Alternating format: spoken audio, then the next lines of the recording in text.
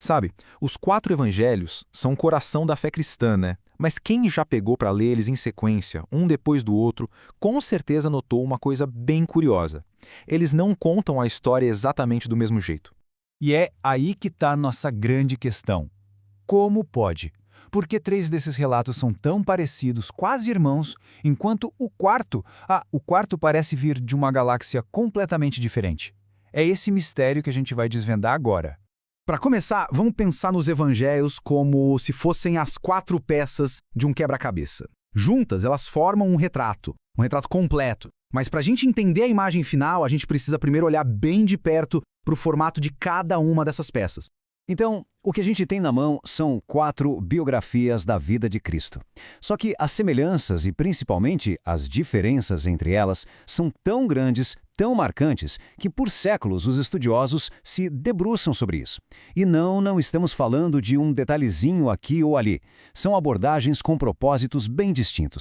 E olha, a primeira grande pista para a gente começar a resolver esse quebra-cabeça está numa única palavra. Um termo que, quando a gente entende, meio que organiza tudo e nos dá a chave para compreender o cenário completo. A palavra é sinóptico. Ela vem lá do grego sinópticos, e a tradução dela já entrega o ouro. Significa ver em conjunto. É a ideia de olhar para várias coisas ao mesmo tempo, de uma mesma perspectiva, e conseguir enxergar um padrão, uma visão única.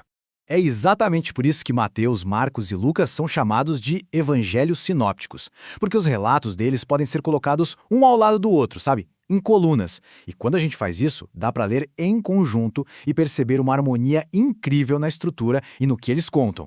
Tá, legal. Mas na prática, o que é que eles têm em comum? O que faz com que eles se encaixem tão bem quando a gente olha para eles dessa forma, em conjunto?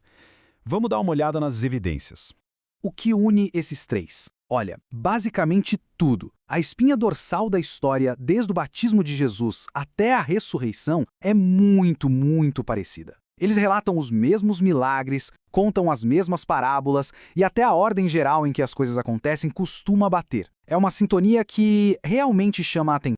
O próprio Lucas, bem no comecinho do livro dele, dá uma pista sobre essa mentalidade. Ele fala que fez uma acurada investigação para poder escrever tudo de modo ordenado. Essa preocupação em organizar os fatos de uma forma mais histórica, cronológica, essa é a marca registrada dos sinópticos.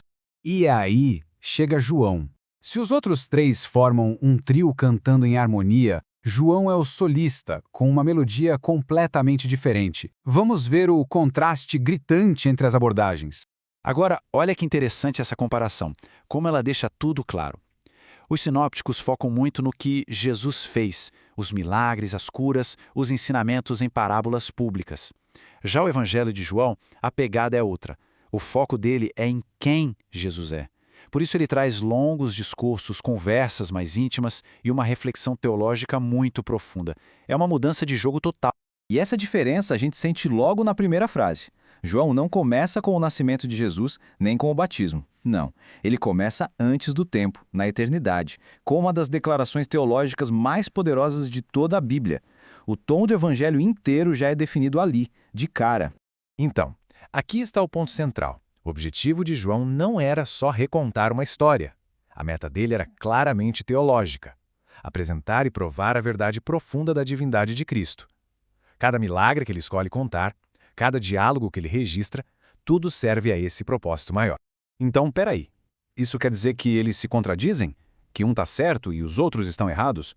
De jeito nenhum. O que nós temos, na verdade, são 4 lentes diferentes, todas apontadas para a mesma pessoa, para nos dar a imagem mais completa e rica possível. Pensa assim, cada evangelho nos dá uma perspectiva única.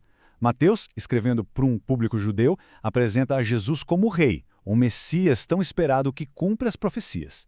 Marcos, falando mais para os romanos, mostra um Jesus de ação, o servo sofredor. Lucas, um médico grego, retrata Jesus como o homem perfeito, o salvador de toda a humanidade.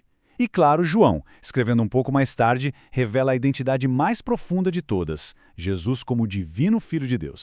No final das contas, essa diferença toda não gera confusão, ela gera profundidade. É como ter 4 quadros da mesma pessoa pintados por 4 artistas geniais. Cada um vai capturar um ângulo, uma luz, uma expressão diferente. E juntos eles nos dão um entendimento muito mais completo de quem é aquela pessoa.